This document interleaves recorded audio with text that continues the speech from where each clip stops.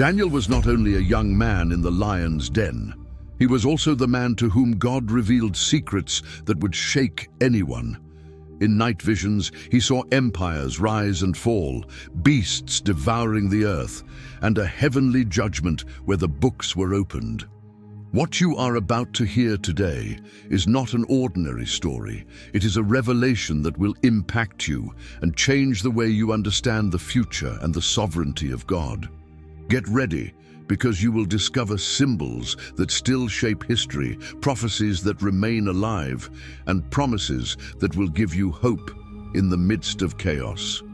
You will come to know truths that many never explain, and you will understand why Daniel collapsed with no strength when he saw what was to come. This narration will awaken your faith, challenge your view of the world, and show you that even in the darkness, God still reigns. Leave us a comment telling us where you are watching from and what topic you would like to see next. Babylon shone like the jewel of the empires. Its walls seemed to touch the sky, its palaces overflowed with gold and music, but behind the splendor reigned corruption. There, a young man named Daniel was taken captive from Jerusalem. They stripped him of his land, but not of his faith. Surrounded by banquets and pagan altars, he chose to stand firm in the law of his God. That faithfulness would set him apart above them all. Years passed, and that young man became an elder respected in the courts of kings. He had interpreted dreams, revealed mysteries, and survived conspiracies. Yet his weary eyes carried a heavier burden, visions that made him tremble. Under the reign of Cyrus of Persia, Daniel was no longer the brave youth of the lion's den, but a servant marked by decades of obedience and tears in a foreign land. One night, as he prayed by the open window toward Jerusalem, loneliness wrapped him like a cloak. The wind carried echoes of destroyed cities and promises yet unfulfilled. Suddenly, a vision shook his spirit. The roar of the sea, the advance of dark powers, and the shadow of an eternal tribunal.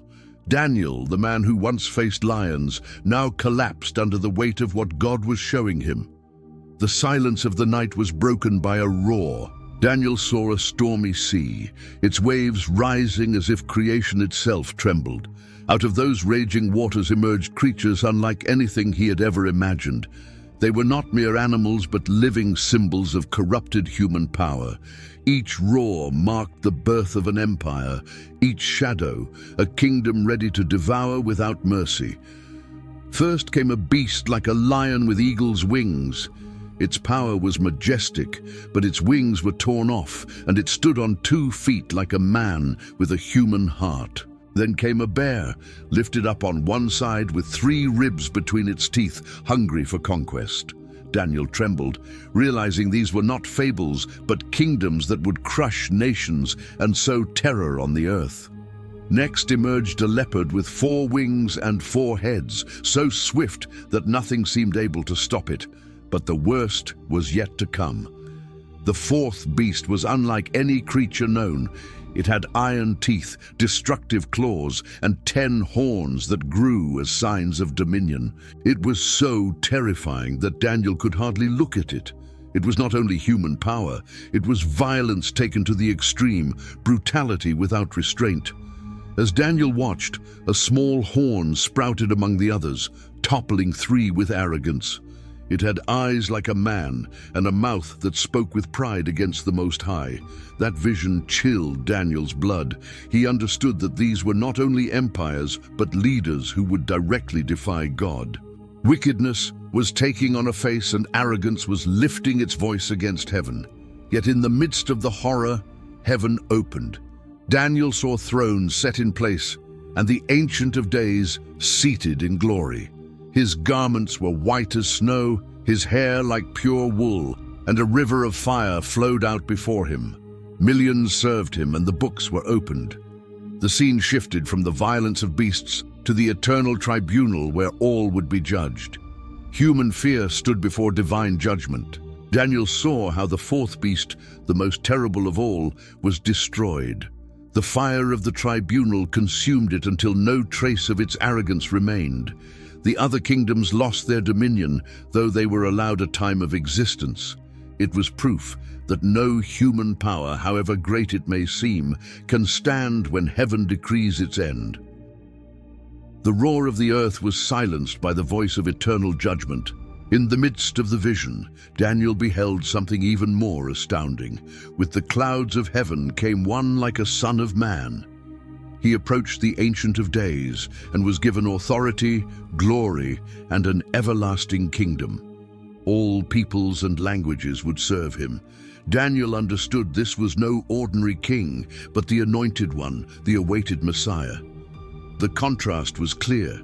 The beasts ruled by violence, but he would reign with justice. The prophet's heart trembled. The images were so grand that the human mind could barely grasp them. On one side, devouring empires. On the other, the eternal king. The question was inevitable. In which kingdom are we placing our trust? Even today, many bow before powers that seem invincible, but the vision reveals that all ends in the hands of the one who reigns forever. Daniel approached one who stood before the throne and asked for interpretation. The heavenly being explained, "These 4 beasts are 4 kingdoms that will rise from the earth, but the saints of the Most High will receive the kingdom and will possess it forever and ever." What seemed like a tale of terror turned into a promise. Victory would not belong to the beasts, but to the people who remain faithful. Still, Daniel found no comfort. His spirit was troubled within him. He clearly saw that the 4th beast and the arrogant horn would bring suffering and war against the saints. And though the final victory was certain, the pain of the journey was real. Daniel trembled because he understood his people's story would not be easy. The future would bring not only glory, but also trials that would push faith to its limits. On another day, as Daniel meditated by the Ulai River, an unexpected vision overtook him. He saw a ram with 2 powerful horns, one higher than the other, symbol of a kingdom rising above the other. The ram charged westward, northward, and southward, and no one could stop it. It seemed invincible, and its strength made the nations tremble. It was a power that conquered at will. Suddenly a male goat appeared, coming from the west, so swift that it did not even touch the ground. Between its eyes shone a powerful horn. With fury it charged at the ram, struck it down, and trampled it without mercy. No one could rescue the ram from its hand. Daniel watched in astonishment as an empire that seemed eternal fell in an instant before another even more ferocious. History shifted with a single blow, but when the goat grew strong at the height of its power, its great horn was broken. In its place, 4 horns rose, extending toward the 4 winds of the earth. From one of them, the smallest, a horn emerged that grew in arrogance until it defied heaven itself. Daniel understood this was not merely a clash of earthly kingdoms, it was a war that reached into the sacred, an echo of rebellion against God. As he watched, the defiant horn removed the daily sacrifice, profaned the sanctuary, and cast the truth to the ground. Daniel's heart trembled. How could such an offense against what is holy be allowed? The terror was not only political, but spiritual. This vision revealed that human power, when swollen with pride, always ends up attempting to usurp the place of God. In the midst of his confusion, Daniel heard a voice command, "Gabriel, explain the vision to him." The angel approached, and at the weight of his presence, Daniel fell on his face to the ground without strength. Gabriel lifted him and said, "The ram you saw represents the kings of Media and Persia, and the male goat is the king of Greece." What seemed like an enigma was revelation. God already knew the empires before they ever existed. With his heart heavy, Daniel turned his face to God in prayer. He did not begin by asking for himself, but by confessing the sins of his people. He acknowledged that Israel had disobeyed, despised the law, and broken the covenant. Through tears and fasting, he humbled himself, clothed in simple garments. His cry was sincere. "Lord, we have sinned. We have done wrong." He was not seeking excuses, but mercy. While he was still speaking, a presence interrupted his prayer. Gabriel, whom he had already seen in a vision, came swiftly at the time of the evening sacrifice. The angel touched the weary prophet and said, "Daniel, I have now come to give you wisdom and understanding." It was heaven's immediate response to a broken heart. God was not only listening, but also revealing an eternal plan. Gabriel explained that 70 weeks were decreed for the people and the holy city, to put an end to wickedness, to seal the vision, and to bring everlasting righteousness. In the midst of exile and ruin came a promise of restoration. Daniel listened in awe. There was a fixed time, a divine agenda that no empire could alter. The future was not chaos. It was a design traced by God himself. The angel spoke of an anointed one who would come, one who would be cut off, though not for himself. Enigmatic words pointing to the Messiah, the perfect sacrifice that would change history. Daniel could hardly comprehend, but he knew this announcement surpassed every human hope. The promise was clear. Even when it seemed darkness had prevailed, God was preparing salvation forever. When Daniel heard these revelations, he was deeply shaken. It was not only about the restoration of Jerusalem, it was a message that reached across entire generations.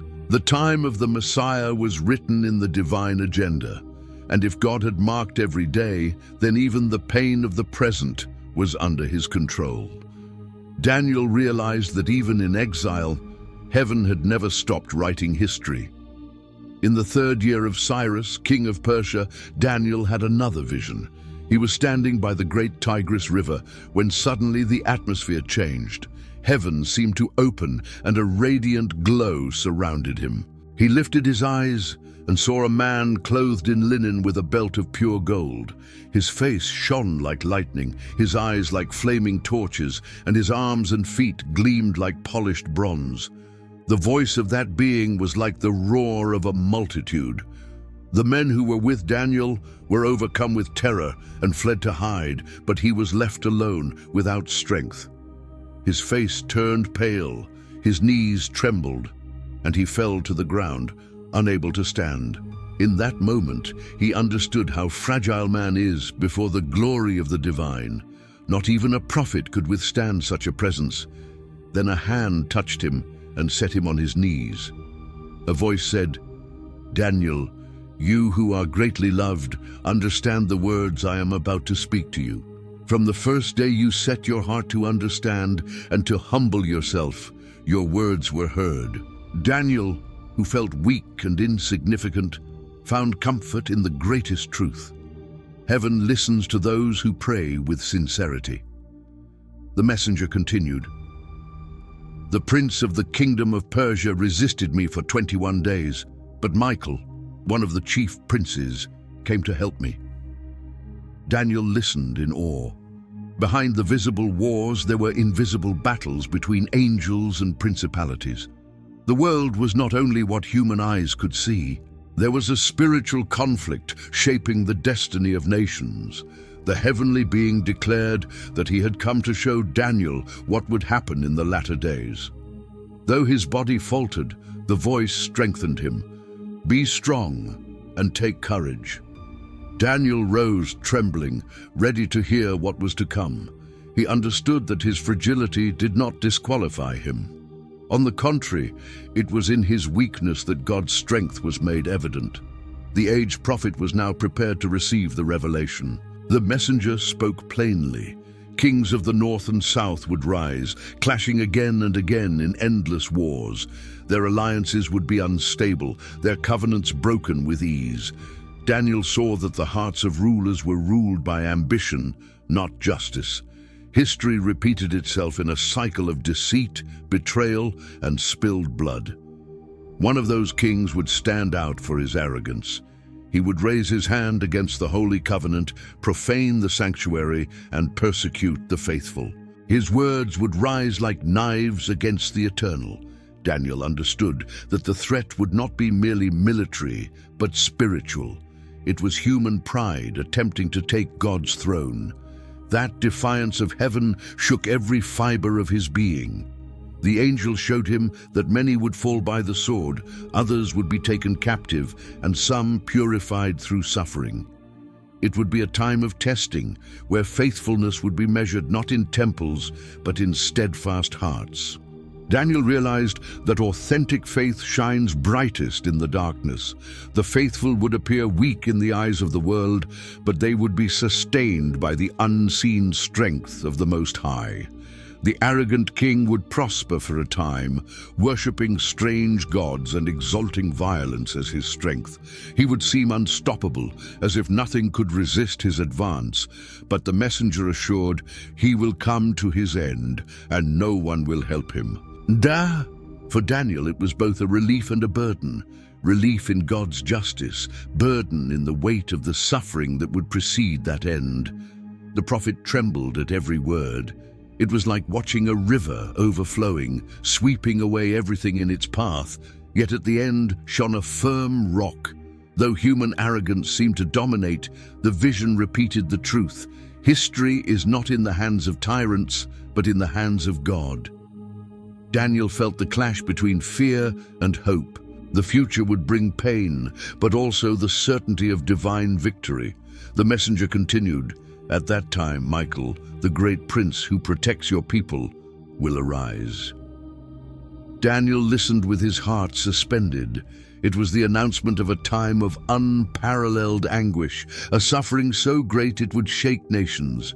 But in the midst of the warning shone the promise, "On that day your people will be delivered, everyone whose name is found written in the book." The next words shook the prophet even more. "Many who sleep in the dust of the earth will awake, some to everlasting life, others to shame and everlasting contempt." Daniel saw the earth open, bodies rise, and eternal destinies defined. The dust of forgetfulness would not be the end. That revelation transformed everything. Death was not the final word, God's judgment was. The messenger added, "Those who are wise will shine like the brightness of the heavens, and those who lead many to righteousness will shine like the stars forever and ever." Daniel felt his fear turn into wonder. The vision was no longer only about kingdoms and wars, but about the eternal destiny of the faithful. The contrast was clear, human pride condemned, humble faith glorified. Then came an enigmatic command. "But you, Daniel, close up the words and seal the book until the time of the end." It was a mystery preserved for future generations. The prophet understood that not everything was meant to be understood at once. God's plan had times and seasons, and mankind was called to trust his sovereignty even when the whole picture could not be seen. Finally, Daniel heard the personal promise, "You will rest, and then at the end of the days you will rise to receive your inheritance." The aged prophet, who had seen lions, empires, and terrifying visions, received peace in knowing his life would end in God's hands. What began with fear ended in eternal rest and immortal hope. Daniel was terrified by what he saw, yet comforted by what he heard. Kingdoms pass, the proud fall, but the eternal kingdom remains. His body trembled at the visions, but his spirit rested in the voice of God. That same tension is felt today. The fear of uncertainty and the peace of remembering that the future is not in our hands, but in the hands of the one who reigns. The prophet did not see only empires and wars. He saw the final victory of the Son of Man. And though his strength left him, he knew that the hope of his people was not in human kings, but in the eternal Messiah. Like Daniel, we too face uncertainty. But the vision reminds us, when everything trembles around us, we can still rest in the faithfulness of God. The arrogance of the beasts was temporary. The glory of the Son of Man is eternal. Daniel understood that his mission was not to decipher every detail, but to trust that the Judge of Heaven has everything under control. The same is true for us. We do not have all the answers, but we have the God who holds the future. And that is enough to walk with hope, even in the midst of the unknown. Today, we can make Daniel's prayer our own. Lord, we have sinned, but we trust in your mercy. Deliver us from the fear of tomorrow and strengthen our faith. May the same voice that lifted the prophet in his weakness lift you up in your daily struggles. May you find peace in knowing that, although the future may be frightening, the victory already belongs to God. Daniel ended his life with the promise that he would rest and rise again to receive his inheritance. You too have a future in the hands of the Creator. Do not live in fear, live in hope. If this story touched your heart, share this message, give it a like, and subscribe to continue discovering the most powerful revelations of the Bible. Leave us a comment telling us where you are watching from. May the peace of God always guide you.